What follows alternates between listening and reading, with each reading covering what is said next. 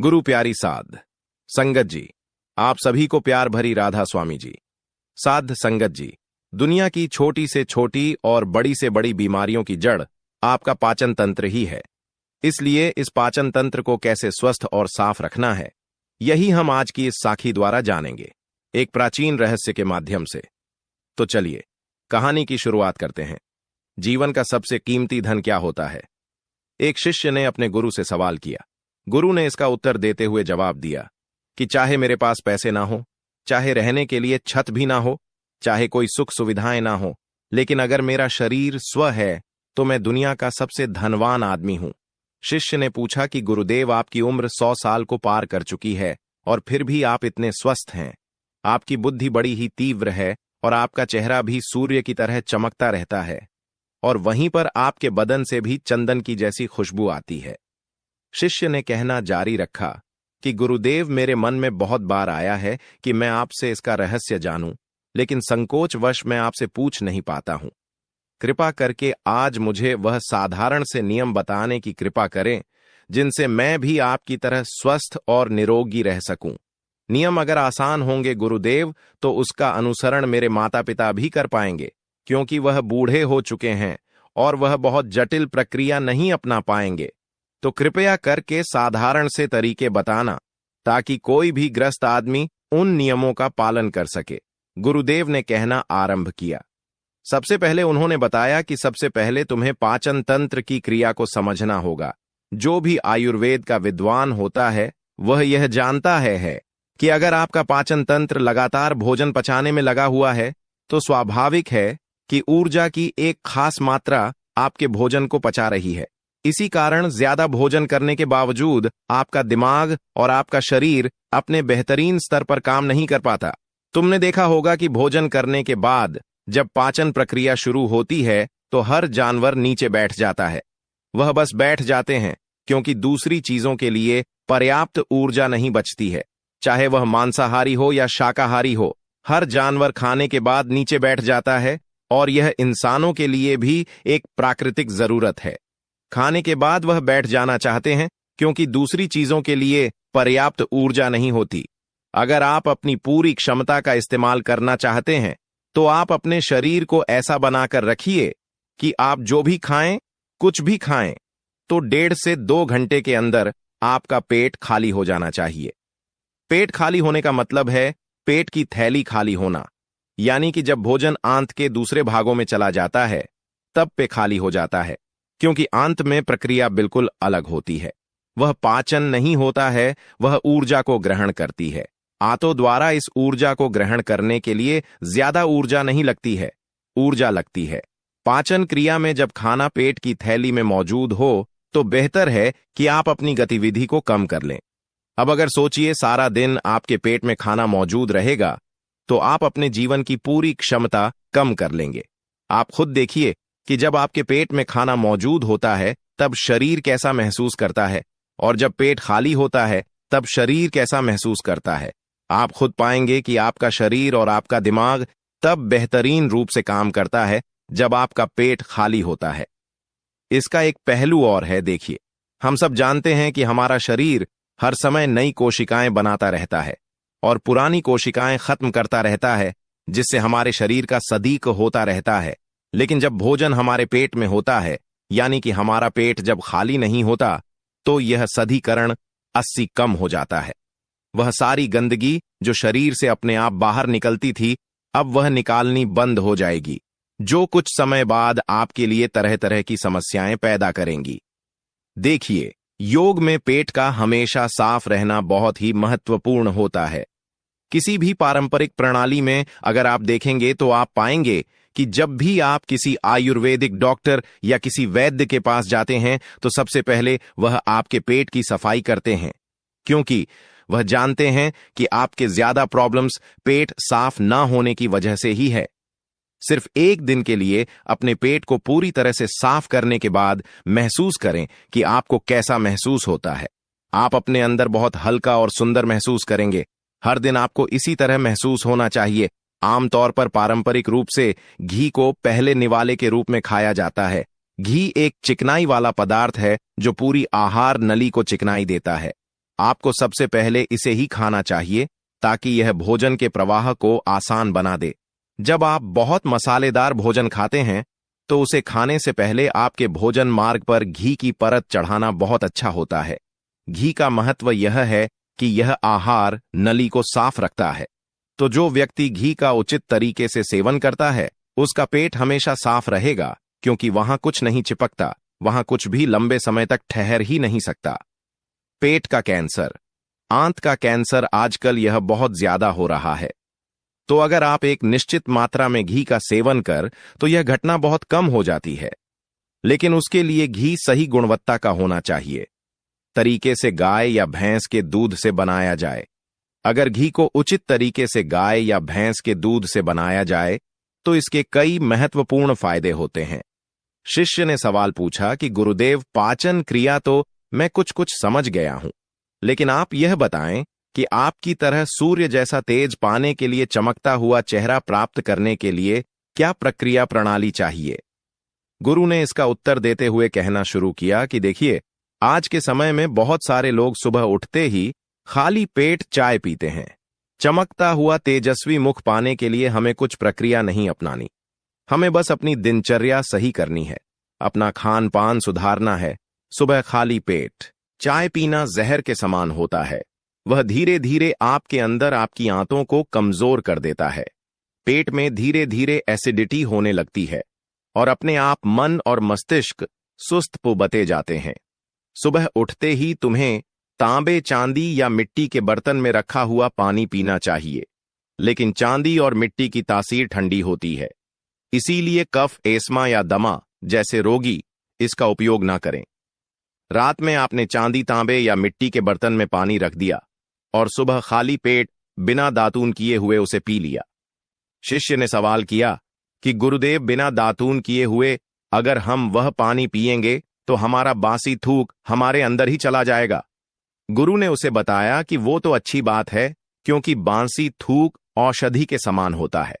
गुरु ने चेतावनी दी कि देखिए, जिन लोगों को अल्सर, टीबी या निमोनिया है उन्हें खाली पेट पानी नहीं पीना है। तांबे के बर्तन में रात में रखे हुए पानी में उसके संस्कार मिल जाते हैं, तांबे के गुण उस पानी में आ जाते हैं और वह तांबे हमारे शरीर में जाकर बहुत से लाभकारी फायदे करता है। गुरु ने चेतावनी दी कि अगर मजबूरी ना हो तो प्लास्टिक की बोतल में कभी पानी मत पीना, क्योंकि प्लास्टिक की एक ऐसी संरचना होती है, जब वो गर्म तापमान पर आता है तो प्लास्टिक धीरे धीरे पिघलना शुरू हो जाता है, और जब वो बहुत बारीक स्तर पर पिघलता है तो उसके कारण उस पानी में मिल जाते हैं, जो हमारे शरीर में जाकर कैंसर का कारण बन सकते हैं। देखिए, यह पानी पीने के बाद, अपना पेट अच्छे से खाली करने के बाद आप आंवला और सब्जियों का रस पी सकते हैं। आपको पीने में थोड़ा कड़वा लग सकता है, लेकिन जहां पर शरीर को इतने सारे फायदे हो रहे हो वहां पर थोड़ा कड़वा परंतु बर्दाश्त किया जा सकता है। गुरु ने बताया कि यह भी सच्चाई है कि हर दिन एक जैसा खाना नहीं खाया जा सकता। तो जिस दिन तुम आंवला और सब्जियों का जूस ना पीसा हो उस दिन आपको दही खाना चाहिए। दही बहुत ही बेहतरीन आयुर्वेदिक औषधि के रूप में इस्तेमाल हो सकता है। अगर उसको सही से इस्तेमाल किया जाए तो हमारे शरीर में बहुत सारी बीमारियों को उखाड़ के खत्म कर सकता है। उसमें गुड़ या शक्कर का या मिश्री का मिश्रण जरूर कर लें, ताकि आपको वो दही खट्टा ना लगे। अगर दही में गुड़ मिलाते हैं तो गुड़ बहुत ज्यादा नया नहीं होना चाहिए। गुड़ जितना ज्यादा पुराना होगा उतना ही लाभकारी होगा। और दही को थोड़ा पतला कर लें, थोड़ा पानी डाल लें, फिर चम्मच से आप उसे ऊपर नीचे करेंगे तो वह पतला हो जाएगा। पतला होने के बाद वह आसानी से हमारे शरीर में जा सकता है और उसको पचने में भी ज्यादा ऊर्जा शरीर नहीं लगानी पड़ती। आयुर्वेद के गणित के हिसाब से अगर आप सुबह इन प्रक्रियाओं का पालन करते हैं तो आपके चेहरे का बोझ बढ़ने लगेगा, उस पर चमक आने लगेगी, आप ओजस्वी नजर आओगे। जल्द ही लोग आपको बोलना शुरू कर देंगे कि भाई, आपकी उम्र इतनी ज्यादा हो गई, लेकिन आप लगते नहीं हो। इतनी उम्र के सन्यासियों और आर्ष मुनियों जैसा तेज पाने के लिए ध्यान और आयुर्वेद के नियम के हिसाब से खानपान, यह दो चीजें सबसे ज्यादा जरूरी होती हैं। अगर ग्रस्त आदमी भी इन नियमों का पालन करता है तो वह भी सन्यासियों जैसा ओजस्वी और तेजस्वी हो सकता है। शिष्य ने आखिरी प्रश्न किया कि गुरुदेव, मुझे यह 2 नियम तो अच्छे से समझ में आ गए हैं। पहला नियम, अपने पेट को खाली रखेंगे तो हर बीमारी से मुक्त रहेंगे। दूसरा नियम कि हम अपने चेहरे पर ओज और तेज कैसे प्रकट कर सकते हैं, बस एक आखिरी समस्या का समाधान और करवाना है। मैं आपसे पूछना चाहता हूं कि जैसे जैसे आदमी की उम्र बढ़ती है तो उसकी आंखों की और उसकी दिमाग की क्षमता कम होती जाती है, तो उस क्षमता को बरकरार बनाए रखने के लिए किन नियमों का पालन करें या फिर क्या खान पान अपने दैनिक जीवन में अपनाएं? गुरु ने खुद की तरफ इशारा करते हुए कहा कि जैसे जैसे उम्र बढ़ेगी वैसे वैसे बुद्धिमान होते जाओगे। बस मैं जो नियम बता रहा हूं उनको ध्यान से सुन लो। सुन लोगे तो सारी समस्याएं हल हो जाएंगी। सबसे पहले सफेद कद्दू के औषधीय गुणों के बारे में जानो। आयुर्वेद के गणित के हिसाब से सफेद कद्दू का जूस कैंसर को मिटाता है और साथ ही दिमाग की तीक्ष्ण होता को बढ़ाता है। तीक्ष्ण होता यानी कि तेज बारीक बुद्धि। लेकिन यह समझ लेना कि सफेद कद्दू का जूस होता है, इसीलिए एस्मा और जिनको सर्दी जल्दी पकड़ लेती हो, ऐसे लोगों को सफेद कद्दू के जूस का सेवन नहीं करना है। दिमाग और आंखों को तेज करने के लिए जो अगला नुस्खा मैं बता रहा हूं वह हर कोई कर सकता है, बल्कि हर किसी को करना चाहिए। 5 देसी बादाम की गिरी जो छोटी वाली होती है, क्योंकि वही देसी होती है। बड़ी वाली में इतने गुण नहीं होते हैं जितना छोटी वाली गिरे में होते हैं। 5 वैसी छोटी गिरी और 1 अखरोट रात को पानी में भिगो दो, सुबह उनके छिलके उतारो और उन्हें किसी पत्थर के खरल में याद रखना। पत्थर का खरल किसी ऐसे वैसे बर्तन में नहीं, क्योंकि इससे उसकी गुणवत्ता खत्म हो जाती है। उस पत्थर में यह डालने के बाद उसे मतना शुरू करो। धीरे धीरे जब आप उसे पीस तो वह बारीक होने लगेगा और उसके बाद उसमें दूध डालना शुरू करो। ऊपर से दूध गाय का रहेगा, वह सबसे ज्यादा बेहतरीन रहेगा। दिमाग के लिए इस्तेमाल करने को भैंस का या बकरी का भी कर सकते हैं, लेकिन गाय का दूध सबसे ज्यादा महत्वपूर्ण हो जाता है। जब दिमागी समस्याओं के बारे में बात आती है तो अब उस बादाम और अखरोट को दूध के साथ पीसना शुरू करो। धीरे धीरे जितना आप पीसें उतनी ही उसकी गुणवत्ता बढ़ती जाएगी। अब कुछ लोगों को लग रहा होगा कि दूध के साथ हम बादाम यूं ही खा लें, तो या फिर पत्थर के खरल में पीसने की बजाय उसे मिक्सी में पीस ले। तो मैं बताता चलूं कि पत्थर के खरल में उसे पीसने के बाद उसकी गुणवत्ता 100 गुना ज्यादा बढ़ जाती है। अच्छे गाय के दूध में पीसने के बाद जब आप इसका सेवन करेंगे तो आपकी आंखें और आपका दिमाग, इनके लिए यह बहुत ही लाभकारी रहेगा। जिन लोगों को भूलने की समस्याएं होती हैं, जो छोटी छोटी चीज रख के भूल जाते हैं, जो लोग दिमागी रूप से परेशान रहते हैं, तनाव बना रहता है, चीजों के बारे में ज्यादा सोचते रहते हैं, ऐसे लोगों के लिए यह एक ठंडाई का काम करेगा। उनके दिमाग में एक ठंडक पहुंचाएगा जिससे उनका दिमाग अपने बेहतरीन स्तर पर काम कर पाएगा। शिष्य ने यह नियम अच्छे से कंठस्थ कर लिए और उसके बाद घर जाने के लिए अपने गुरु से आज्ञा मांगी। शिष्य अपने गुरु से आशीर्वाद लेकर अपने घर की तरफ प्रस्थान कर गया। आज मैं आपको एक ऐसे तरीकों के बारे में बताने जा रहा हूं जिसका 15 दिन प्रयोग करने से आपका दुबलापन खत्म हो जाएगा और आप पहले से ज्यादा ऊर्जावान और एनर्जेटिक महसूस करोगे। कोई ऐसा जूस पिया जाए जो आपके दुबलेपन को, आपके पतलेपन को समाप्त कर दें। और दोस्तों, दुबलेपन दूर करने के साथ साथ वह जूस आपको अनेकों बीमारियों से भी बचाएगा। इस जूस को बनाने के लिए आपको 5 चीजों की आवश्यकता होगी: दूध, केला, पिंड खजूर, भुने हुए चने और गुड़।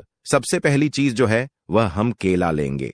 केला हर घर में आसानी से उपलब्ध हो सकता है। दोस्तों, केले में आयरन की अधिक मात्रा होती है। इसमें विटामिन B6 भी होता है जिससे आपका वजन बढ़ता है, आपका तनाव दूर होता है और आपको अनिद्रा की कोई समस्या है तो वह भी आपकी दूर होती है। दोस्तों के मेन फाइबर की बहुत ही अच्छी मात्रा पाई जाती है जिससे आपका पाचन सुधरता है और आपको कब्ज से राहत मिलती है।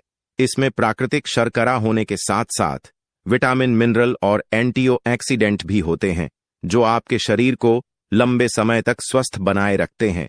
केला हृदय रोग की समस्या को कम करने में सहायक होता है क्योंकि इसमें पोटेशियम होता है जो रक्तचाप को नियंत्रित रखता है। दोस्तों, साथ ही इसमें विटामिन C भी होता है जो आपके इम्यून सिस्टम को मजबूत बनाए रखता है। त्वचा की सेहत के लिए भी केला बहुत फायदेमंद है, क्योंकि